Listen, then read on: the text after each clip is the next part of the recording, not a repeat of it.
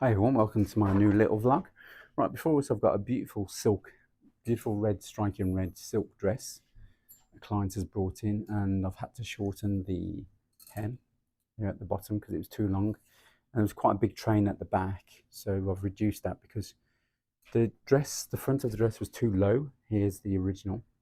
So from the cut up hem, I've redesigned it into a new higher neckline for her. So that's what I've done. So I'm just gonna baste this, what we call in the trade basting it. I think some sewers will call it tacking, but technical term for this is basting. So I'm just going to baste this down while it's on the dress so I can see how it's going to finish on her. I might have to make a slight adjustment on her, but it should be fine. Depends how big her bust is, but I've allowed that anyway. Oops a daisy, my thread's knotting. Yeah, so I'm just going to make sure this is fine, the new neckline is. And I have to hand stitch this in. You cannot machine this in, so I'll be doing what we call little felling stitches just inside and maybe on the edge here. I'm not too sure yet. I'll see if I can tack it in, baste it, fell it, hand stitch it inside, and then that should be fine. So this is what we're doing. I'm just going to hold the new neckline together before I hand stitch it back in place. So I do high-end alteration service. I provide that at my shop.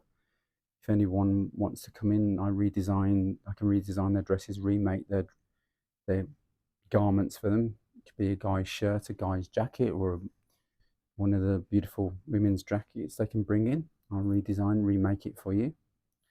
As a fashion designer and bespoke tailor, of course, I make high-end couture dresses and high-end bespoke suits, just like Savile Row. So even my alteration service I provide at my shop and make it as accurate as I can. And I do say to everyone, you know, if you're going to take alterations on, make sure you know what you're doing, because a lot of sewers underestimate their alterations and they're not professionals, and they take on some jobs that someone may pay them, and they basically will cock things up. So you don't want to be doing anything like that, especially these are pretty expensive dresses. Even though the shop bought, they're still kind of designer dresses anyway. I think one's a Karen Millen, I think over there somewhere. So you've got to be as accurate as you can. So there we have it. So I'm going to tack the other side down and do tiny little hand stitches. And on the, just on right on the edge, because this is pleated over. So there'll be my new neckline, everyone. So just make sure that's fine. So that's what we have to keep doing. Just look. So it's best to cut. Sometimes to put things on your dress form. It's always invaluable for. There's some sewing groups, people ask, oh, should I get a dress form and dummy? Yes, you should, because you can learn to drape, which I teach anyway.